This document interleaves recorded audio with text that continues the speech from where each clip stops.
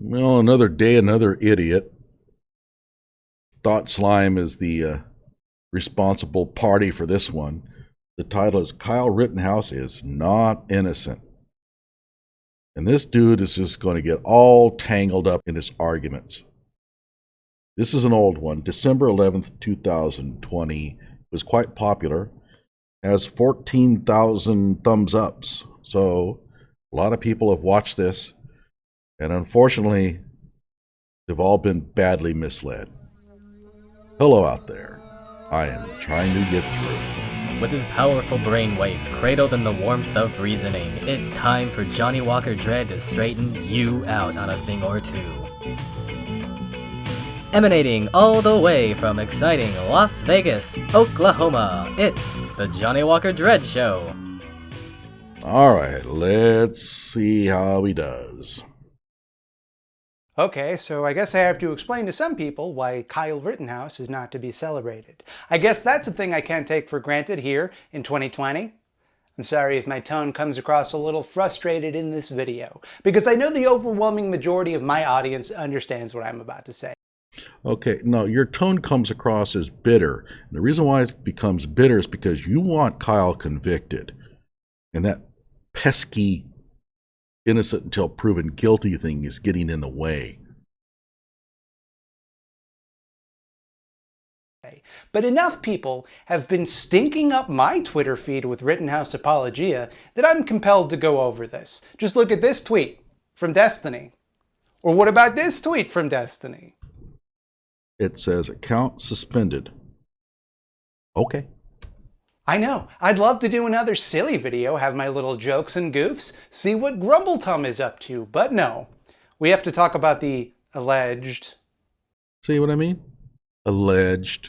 We have to say this alleged thing. If only we could just convict him without the trial. We don't need the trial. He's so guilty. Oh, that pesky innocent until proven guilty thing. Always getting in the way. Spree-killing coffee spokesperson, who half of my Twitter feed has decided is apparently innocent of any wrongdoing when he deliberately went to an active protest with a semi-automatic weapon that he had no legal right to hold, got into a fight, and shot 3 people, killing 2. He got into a fight as if he went out there and duked it up. And it wasn't quite what happened, was it? And let me just state this right off the top. If Rittenhouse was anything but a white guy, we would not need to have this conversation. If he was a black guy, you'd be all supporting him. You'd be pulling out every Second Amendment case law you could find. People don't bend themselves backwards to justify any other killers. Yes, he was just 17, but Brandon Bernard was only 18. Yeah, he was only 18 when he set a car on fire with a person inside that authorities believe was still alive. He went to trial for that. There was evidence to show that the person was still alive when he set the car on fire and burned her alive. Now, there is some evidence that maybe she was already dead, but he was involved in a kidnapping / robbery / murder. This dude's not innocent. He was convicted. That's why he was executed. In 1999, when he was sentenced to the death penalty for his role in a botched robbery based on shaky testimony that he may have been partially responsible for one person's death. No, the conviction was not that he was partially responsible. When the person is still alive and you set fire to the car, and the person dies, you're pretty much responsible. His execution is scheduled for today, and as of yet, his requests for clemency have been denied by the Trump administration, which is desperate to get as many executions done as it can before anti-death penalty President-elect Joe Biden takes over. Yeah, well, sayonara, Bernard. Goodbye. Adios, amigo. I won't be missing you. And the whole thing is ridiculous anyway. In terms of this racial bias, I just did a show of 2 black teens that burned an older white guy alive. They snuck into his home, poured a flammable liquid all over him, and set him on fire.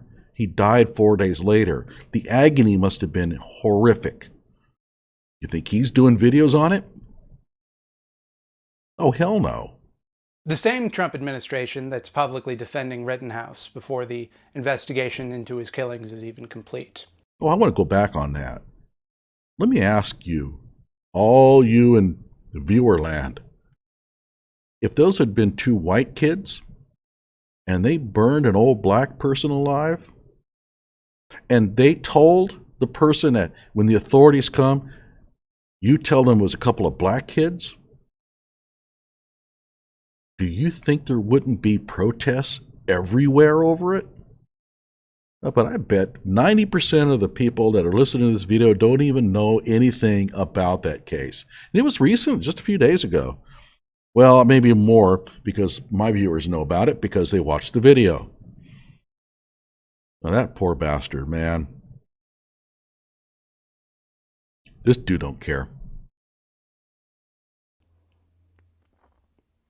Cool. Rittenhouse, meanwhile, is taking sponsorship deals while the blood of his victims is still warm. By wearing a t-shirt, that's not a sponsorship. I have a Bellacore t-shirt. Bellacore is the most impressive, awesomest black metal band there is in existence right now. They're out of Australia. Love them. And I got a t-shirt, Bellacore.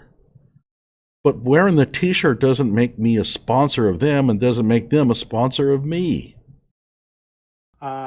We've been in quite a little shit fight the last couple of days across social media. There's been a lot of misinformation, a lot of hearsay and speculation thrown out there. Number one, did we sponsor Kyle Rittenhouse? The answer is no. The reason for that, and the reason why I think it's important, is that we're not in the business of profiting from tragedy. We're not in the business of profiting from this event. We have zero interest in collecting $1 from any of this. It is. The coupon there was from The Blaze, and The Blaze is sponsored by Black Rifle Coffee. But Black Rifle Coffee doesn't sponsor Kyle Rittenhouse. He should know this. If indeed we are meant to accept the premise that he was innocently acting in self-defense, as he claims, a normal person forced into a situation of having to kill two people in self-defense doesn't leverage that for brand appeal. He didn't. He wore their t-shirt. That's all he did. And these guys took a picture of it. Where's the sponsorship deal? Piece of PR advice, Kyle. You might want to wait a couple years before doing the crocodile-tear talk show circuit. Even if he were innocent, which no reasonable person could conclude that he is. Now wait, he's going to change his tune a little bit later. No reasonable person could agree that he is. That's called truth by blatant assertion. It's a statement made so matter-of-fact and so assertively that it misleads the listener into thinking that it's true. Truth by blatant assertion. You can put like end of thread at the end, or end of story, or period. All those things to put that emphasis on there, make it emphatic, and make it sound like it's the truth. But in reality, it's just an argument, and you may or may not be right, and you're not. That would be ghoulish.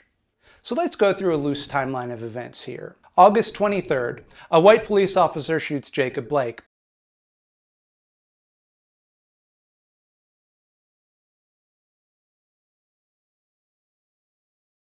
Mathewson is currently being sued by the partner of Anthony Huber, one of the men killed by Rittenhouse, Kenosha News reports.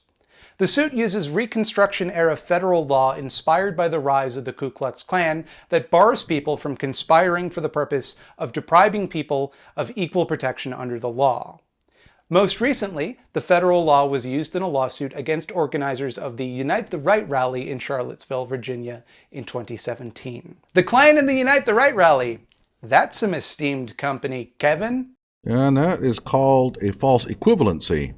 This law was used against this group, the law was against this group, therefore those two groups must be the same. The Kenosha lawsuit alleges Mathewson and militia members conspired to deprive people of their constitutional rights with the help of Facebook through the Kenosha Guard's call for militia members to come to the city during protests. The suit includes screenshots of comments on the Kenosha militia page like, "I fully plan to kill looters and rioters tonight," and "Now it's time to switch to real bullets," and "Use hollow points. They expand on contact." It's fluff. And if you don't believe it's fluff, how many people were shot that night other than by Kyle, who was attacked and is not a member of the Kenosha Guard? All these people flocked to Kenosha, according to him, for one purpose, to go out there and shoot people. But none of them shot anybody. This is fluff. Come on, these people are just talking. This is probably about 11-year-old kids. Another commenter on the page states, "Armed and ready, shoot to kill tonight." And how many did he shoot to kill that night? None. Didn't do any of it. Another stated, "Leave a pile of them and burn the bodies. That'll make them open their eyes." Didn't see any bodies burning. No piles. I wonder if you can take all this stuff at face value. And I'll just leave it to you to work out who them is in that sentence. Well, it's kind of hard because there was no them that was burned or shot. These social media posts from the Kenosha Guard are well publicized and get national attention when they appear on InfoWars. Mathewson has said in interviews after the shootings that he stands by his decision to put out a call for militia members. He has said he did not know Rittenhouse and that he had not interacted with him that night. Yeah, that's kind of important. All this talk about the Kenosha Guard, they're there to shoot protesters. Kyle's not a member of the Kenosha Guard. Mathewson's telling you right now he didn't know him. Facebook claimed there was no direct links between his accounts and the Kenosha Guard page. Uh-oh, there's no direct links. Okay. However, common sense and likely further discovery counsels that Rittenhouse would not have known about or traveled to Kenosha but for the call to arms having been widely publicized. Right, because the riots were not broadcast on television or anything like that. No, Kyle would not have known anything about going to Kenosha to protect against looting and burning if it wasn't for these social media contacts, right? It was all over the news. Kyle is already in Kenosha. He's with Dominic, and I think his sister's there with him. And they're watching television. He even said they watched the riots and the looting on TV. It doesn't take a rocket scientist to figure out that if you want to go and help, maybe going to the riots and stuff like that and giving out medical aid and protecting businesses is a thing to do. He doesn't need a call to arms from the Kenosha Guard to do that. My favorite part about this one is common sense and likely further discovery. What the hell kind of legal argument is that? We don't have any evidence, but we think there will be evidence coming. That's what you use? And by the way, it never happened. Never did come forth with it.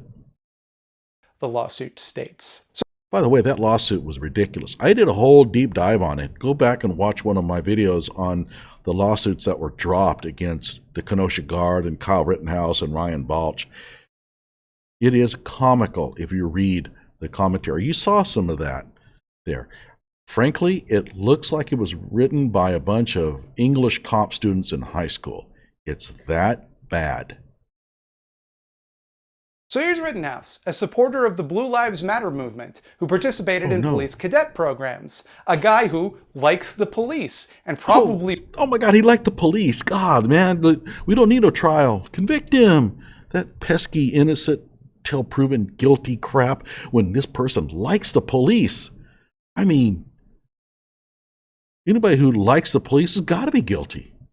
Wouldn't like if people protested the actions of the police. He sees this and decides he needs to join up with these guys.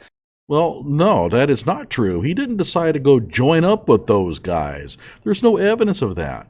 He and a couple of friends went to the protests, and he stated on video that he was there to help BLM protesters that were injured and prevent people from burning down buildings. He didn't go there to meet up with those guys. There's no evidence of it. He went there to protect property and deliver medical aid. These guys are on the level. So on August 25th, he meets up with Dominic Black, who either lends him an AR-15 or buys one in his name. It's all a bit dodgy. That part's still being worked out. They decide to go to CarSource, a local business that has been targeted by protesters and suffered millions of dollars in damages from arson due to its proximity to the Kenosha courthouse. It's worth noting that N. Malkindry, the owner of CarSource, maintains that he did not ask for or endorse anyone coming to protect his business. Notice how they side with no mention whatsoever of the people who burned all those cars. They escape criticism completely. The bad person is Kyle, who went there to try to stop people from doing that. In his mind, that's the real evil. That man, by the way, in the picture, Kendry, pretty well lost everything. $2.5 million lost, no insurance. Not going to cover it. He's bankrupt. This guy wouldn't care. Not at all. Not a smidgen. His ire is directed at the kid who tried to stop that from happening. That's what really pisses these guys off.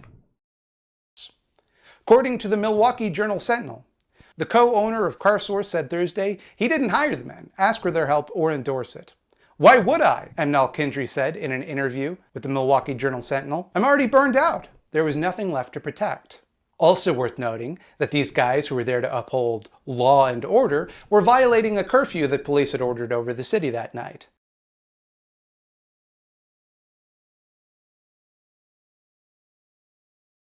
By the way, I should mention something about Kendry here. He's claiming he had nothing to do with those kids there protecting the property. I'm not so sure he's being truthful there. He's an immigrant, and quite often in a lot of foreign countries, you kind of do hire the local kids to do things like this. I have a feeling that he was probably feeling the pinch of people burning out cars, and he needed somebody to come and help him out. The police aren't going to do anything. The police are not in the job of protecting property. They don't do that. So they're not going to help him. And so it's not beyond belief that he might have hired a bunch of kids to go there to keep people off his property. And then once the shit went down, it's not beyond belief that he would deny it. I don't know. But don't just take his word for it. Just because he's denying it doesn't mean anything. The truth will come out later. Back the blue, unless they tell you to do something you don't feel like you should have to do. In which case, stick around and make the situation more dangerous. And this whole idea that, well, Kyle is breaking curfew, therefore you know he doesn't back the blue. A person who breaks a misdemeanor code, like curfew violation, can't possibly like police. Because the only way that you can like the police is if you never, ever do anything wrong. And yeah, people have been saying Kyle had a speeding ticket, therefore he really doesn't have any respect for law and order. He really doesn't like the police. Oh, come on. Rittenhouse at some point meets up with a group of people, including Ryan Balch, and just this part, we're about to take a brief detour from tragedy into comedy. Well, we really shouldn't go into this detour because it takes us off topic. Ryan Balch is not Kyle Rittenhouse. Well, we'll go ahead and play a little bit of it, but I'm going to skip through most of this. See, Balch has a habit of posting support for far-right groups on Twitter and Facebook. Yeah, well, that's not Kyle. Southern Poverty Law Center reports on Bunch of idiots, by the way. Southern Poverty Law Center. Never trust them. Never trust anything they say. Facebook and on Twitter, Balch referenced the far-right Boogaloo movement. I pause here to mention the Boogaloo movement are a far-right militia movement who believe a second civil war is imminent, hence the name. It's like Civil War II Electric Boogaloo, because everything is like this now. Even our hate groups are irony poisoned. That's just the world, and it's exhausting. Yeah, Kyle's not a member of the Boogaloo, so who cares? Balch retweeted white nationalist Richard Spencer and tweeted a link to a website hosting a Nazi propaganda video cut with Hitler speeches. Balch also used Twitter to troll Parkland mass shooting victims and a gun control supporting rabbi. By the way, he did troll David Hogg, Parkland shooting survivor, although he wasn't a survivor anyway, but whatever. I am all for trolling old David Hogg. Everybody out there wants to troll David Hogg, you got my support fully. Little jackass. Ignorant jackass. So if you're interested, I already did a pretty thorough discussion of these allegations against Ryan Balch, but it's off topic. It has nothing to do with Kyle Rittenhouse. I thought the title was Kyle Rittenhouse is Not Innocent. So this is called guilt by association. So if we can paint Ryan Balch in a bad enough light, we can convict Kyle Rittenhouse of murder. That's what this is all about. Kyle Rittenhouse is guilty of murder because he happened to come across Ryan Balch that night and was with him. That's his argument. This absolute genius spent most of the day with Rittenhouse, but at some point they were separated before the shootings began, which brings us neatly back to tragedy. It didn't bring us neatly back. You completely diverted away, talked about some dude who is not Kyle Rittenhouse, never was able to connect that to anything that Kyle did. And in fact, you even just admitted that Kyle was attacked and shot the person with Ryan Balch wasn't even around. Around 11:45 that night, Rittenhouse got into a verbal confrontation with 36-year-old protester Joseph Rosenbaum. No, he didn't get into a verbal altercation. Rosenbaum ambushed him. That's what happened. No verbal altercation. See how he's trying to paint this, that this was a scuffle between two equal men, and old Kyle just got the worst of it. No, that's not what happened. Rosenbaum was incensed at Rittenhouse trying to put out a fire in a dumpster with a fire extinguisher. That may or may not be true. And potentially may also have confused him with a security guard he'd had some other conflict with earlier that night. But that's kind of important, because if Rosenbaum confused him with this other security guard and attacked Kyle because of it, then that paints Rosenbaum in a very bad light. Well, a worse light than he's already been painted in. How can you convict Kyle guilty of murder if the person attacked him because he thought Kyle was somebody else? This confrontation escalated quickly. Rosenbaum threw something, probably a plastic bag. Well, there was no probably about it. It was a plastic bag. We have a fairly close-up picture of it. It's not empty, by the way. It's got something in it. It looks like a water bottle. If the water bottle was full, that's a deadly weapon. However, it doesn't matter, because all that matters is whether Kyle thought that the object thrown at him posed a threat to his bodily health. Rittenhouse begins to run until someone, it's unclear who, but almost definitely a protester, fired a gun 2 times. It's unclear towards whom or why. No, the first shot was Joshua Zeminski firing up into the air, but okay, this is a mistake, but it's not a big one. Shortly after this, a protester named Joshua Zeminski fires a warning shot from a pistol into the air. A profoundly foolish and dangerous act. Well, let's talk about that then a little bit. A profoundly dangerous and foolish act. Well, let's just move on. Let's not talk about that anymore. What? I think it's rather important. Rittenhouse, presumably thinking he's being shot at, and maybe being shot at, I don't know, then turns towards the people pursuing him and aims his gun. Rosenbaum tries to disarm Rittenhouse, who then opens fire, shooting him 4 times and fatally wounding him. Dude, you better not hope the prosecution puts you on the stand, because you're basically exonerating Kyle here every moment. Your argument is in his defense. In fact, so far, nothing you said seems to implicate him in any crime. Rittenhouse runs away and can be heard on a call on his cell phone saying, "I just killed somebody." So at this point, protesters are yelling, "Go get that guy, beat him up," stuff like that. Stuff like that, like cranium him. Oh, wait, let's not mention that. Cranium him. Yeah, that's what they said. There's no doubt about it. They want that dude all beaten up and cut up and maybe even killed. But he's not going to say that. And by the way, he didn't just run away. He ran towards the police. Don't forget that. He ran towards the police, who are in sight. You can see them down the road. The people chasing him knows that he's running towards the police, and they try to stop him from getting there. And an unidentified guy tries to hit Rittenhouse. It knocks his hat off, but doesn't make contact. Rittenhouse falls down and is approached by Anthony Huber. Also known as Big Dummy.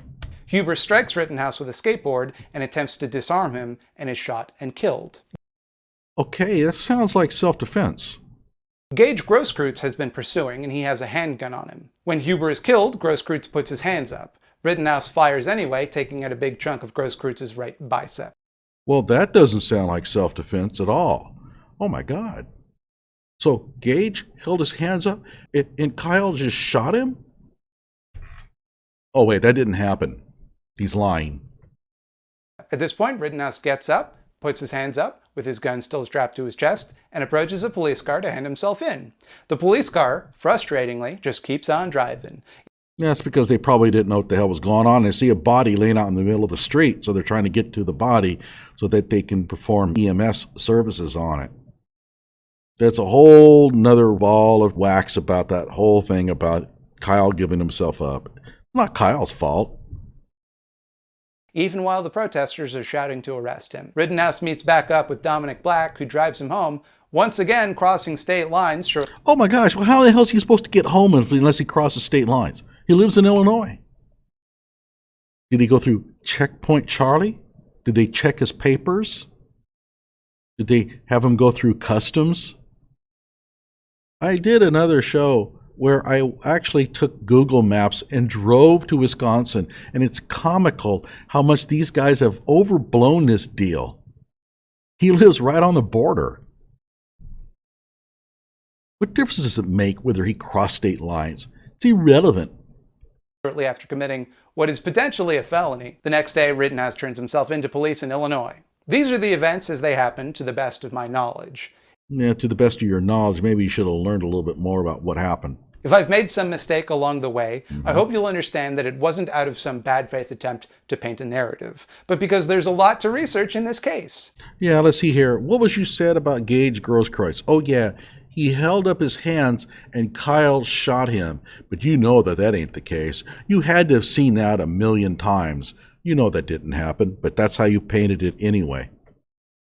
I'm not going to show any video footage because I don't want to show footage of people being shot and killed on my YouTube channel, but these events were recorded by bystanders who covered it from multiple angles. If you think I'm misrepresenting events or lying in some way, I invite you to do your own research. I have about 100 videos on it. Look, his take on this isn't as error-prone as most of the anti-Kyles. He's actually got a lot of things right. That's the problem, though. For him, he did get most of the description right, and it exonerates Kyle. And he doesn't even realize it. He's too stupid to realize that if you take what he says at face value, most people looking at that would say, well, shoot, that looks like that boy shot in self-defense. Rittenhouse's defenders, including his attorney, point to the fact that he was attacked by protesters and attempted to flee. That he heard gunshots and believed he was under fire. He may in fact have been under fire. It's unclear, but not unreasonable to suggest that one or more of the 16 unidentified shots that went off during this exchange was aimed in his direction. Okay, so he's innocent, right? I mean, you're making the argument for the defense here. I'm not going to dispute any of that. Well, you'd better, because if you want Kyle convicted, you'd better dispute it. I'll even grant you that Rittenhouse probably did think his life was in danger when he started shooting. Gee, that's kind of a problem for you now, isn't it? Because that's what matters in self-defense. Kyle probably thought his life was in danger. Yeah, that's kind of important. If you're going to convict Kyle, you had better find a way to dissuade the jury from not thinking that. And I don't think Rittenhouse is the only person with blood on his hands that night. I think Joshua Zeminski and whoever fired the first shots have a lot to answer for as well. You don't just pull out a gun in a situation like that and fire warning shots. That's reckless and is, to say the least, a needless escalation of this conflict.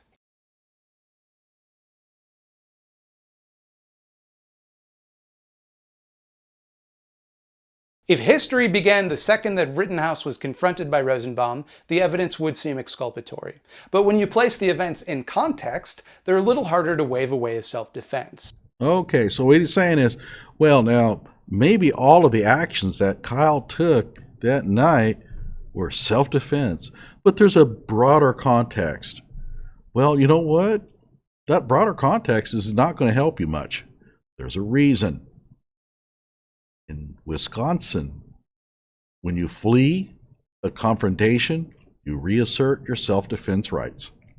So all this context he's now going to talk about is all irrelevant. Whatever kind of context that you could paint Kyle guilty all evaporates once Kyle takes off and tries to escape the confrontation. Kyle fled. He tried to retreat from conflict, and the conflict went after him and cornered him in every case. You might think, well, Joseph Rosenbaum, he had a reason to go after Kyle. Well, Kyle was out there provoking him. Even if it's true, and it's not because we don't see any evidence of it, but even if it's true, once Kyle flees, Joseph Rosenbaum can't chase him. And if Joseph Rosenbaum chases him, then he becomes the primary aggressor. He's the provoker, not Kyle. Rosenbaum didn't have to chase him. He chose to. And that's true of the people chasing him towards the police. They didn't have to chase him. They could have let him continue running to the police and nobody would have been hurt. But no. They had to try to prevent him from getting there. And guess what happened? We all saw it. But let's hear this broader context that he's going to now dredge up. This guy goes to join up with militias that have deep connections to far-right hate groups, crosses state lines with an illegally obtained semi-automatic weapon that he obtains specifically for this purpose. Okay, so he's got about 3 things wrong there. Number 1, there is no evidence at all that Kyle went there to join up with any kind of militia at all. He went there with a couple of friends to guard a property. They stumbled upon Ryan Balch. Ryan Balch has told us in interviews, in a couple of interviews, that he didn't know Kyle and he didn't go there to meet up with Kyle. He didn't cross state lines with his rifle, and he didn't buy the rifle for this purpose. He already had the rifle. It was in Wisconsin. He had had the rifle for a couple of months. They were using it for target shooting. He didn't buy the rifle to go to the protests. Spends the majority of his day with an avowed member of the far-right Boogaloo movement who sure posts in support of Hitler a lot for dubious reasons. Yeah, but there's no evidence that Kyle knew anything about any of that. Kyle is spending most of the time trying to help BLM protesters. There's no evidence that he was there, had anything to do with Ryan Balch.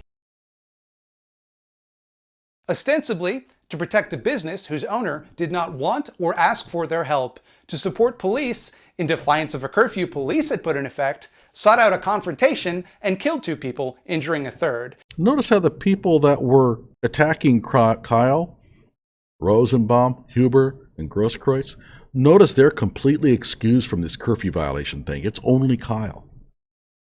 Well, if they broke curfew too, then why isn't it their fault? Also, again, with Kendry, the car source owner, we don't know if he hired anybody to protect his property that night. He claims he didn't, but that claim may be false. We'll see. Then, after one half-hearted attempt at handing himself over to the police, crossed state lines again, turning himself in the next day. And I'm not a lawyer. I would never claim that I was. He crossed state lines again because he was trying to go home. He lives in, Illinois. He was in Wisconsin. How in the hell is he supposed to get to Illinois without crossing the border? Or that I could be. I'd never passed the LSATs. I mean, how arrogant would you have to be to think that you could just do something like that without years of study? You can read statutes. I mean, I can read. That's what I've been doing. I don't think anybody's found any mistakes in any of my readings of the statutes. I mean, they're written in English. I mean, you do have to kind of look up some words once in a while, but it's not Greek. I don't think that Rittenhouse will be found guilty of murder in court. I don't think the charges will stick. Aside from maybe the possession of an illegal firearms charge, that one seems pretty difficult to deny. Not really, but I think that he will be found guilty of that, but there are some good arguments to the contrary. The evidence against him is highly circumstantial. I don't think it's enough to win a court case. But it's enough to convict him in the court of public opinion? I mean, shouldn't we at least put some sort of standards on our belief about a person's guilt rather than just what we want to believe? If all of the evidence is purely circumstantial, then how do you know he's guilty? But it's evidence nonetheless. The presumption of innocence, until proven guilty, does not apply in the court of public opinion. That's right. So we can just go ahead and convict him. We don't care what the evidence suggests. And I think it's a bit insulting to the intelligence of anyone who hears this story to suggest that Rittenhouse was just in the wrong place at the wrong time. Actually, if you go and look, that kind of does appear what happened. Thought this out. He brought a semi-automatic weapon into a dangerous situation and then shot it, killing people. Well, he brought the rifle into a dangerous situation because that's usually when you bring your weapons, is when you're going into a dangerous situation. He was going into an area to help people. He thought that he was doing the right thing. He thought he could go there and do some medical aid for people, and he carried the rifle with him because he thought that nobody would be dumb enough to attack somebody carrying an AR-15 rifle. Well, he met up with Joseph Rosenbaum, a person who was dumb enough to do such a thing. And he met with a few others that were dumb enough to go in and try to attack him. One could imagine some happenstance where all of the far-right militias he just found himself working with were just coincidentally there, that he had no ideological common ground with the people whose stated intent was to provoke a violent confrontation, kill a bunch of people, and maybe if they were very, very lucky, start a second civil war. Well, he only met up with one. That was Ryan Balch, and there's another guy, but they're both just with the same movement, if there ever even was one. Ryan says they were not a part of any kind of militia at all. But it wasn't like Kyle was hanging out with all these different militia members. Kyle was primarily hanging out with Ryan Balch because he looks at Ryan as kind of a bigger dude who's got a lot of commanding authority about him. It has nothing to do with militia. No fault of his own, he just bumbled his way into a group of Nazis looking to shoot people. So eager was he to protect a business that neither asked for or approved of this protection. And that's another one. This is character, this idea that somehow Ryan Balch was a Nazi out there to shoot people defies everything that went on that night on video. Ryan Balch has been, if anything, one of the upstanding people there that night. He was working very hard to keep things peaceful. There's no evidence at all that he was there to incite any kind of violence. You've let the Southern Poverty Law Center eat your brain. You got to stay away from those dudes. They're bad news. It's possible to imagine a situation where a peaceful kid brings an illegal semi-automatic firearm to a protest against a group he has pledged his support for, not to intimidate people or to commit violence, but simply out of an abundance of caution for his own safety. It's not hard to imagine it. You could watch the videos. You could see it right there. It's exactly what he did. What's so hard to imagine about it? You could see it. That's what he did. So moved was he against the violence done by protesters against a small business to protest something as trivial as violence done against black human beings, that he couldn't help but be compelled to act to defuse the situation. He saw all the properties burning, and so he decided to go there and try to keep more properties from burning. This is not really hard to understand. It's not a sophisticated argument. He saw buildings burning. He decided to go there the next night to keep people from burning more businesses. By adding more guns to the situation. Hypothetically possible, I suppose, but is it credible? Is it likely? Yeah, if you watch the video recordings, yeah, it is. And if you still want to give this kid the benefit of the doubt after hearing all of this, let me ask you a question. It's a genuine question, and I'd like you to really think about it. If you heard all of the details of this story, but instead of being a militia member or Blue Lives Matter type... Wait a minute. How did I get labeled a Blue Lives Matter type? What does that even mean? Okay. Rittenhouse was Antifa, or he was Muslim. Would you still give him the benefit of the doubt? If Kyle was black and the people who he shot were patriots with little swastikas on their foreheads, would you be attacking him? I could turn this around just as easily. Would you still approach this situation with the same sense of neutrality? So there you have it. ThoughtSlime. He is kind of a confused individual. He's even admitting that Kyle Rittenhouse probably is not going to get convicted. Well, if that's the case, then how strong is the evidence against him? He's even admitting not very strong. So the question now becomes, if the evidence against him is so weak that he thinks that Kyle will be exonerated, then how does he know that Kyle is guilty? Like my video and subscribe to my channel.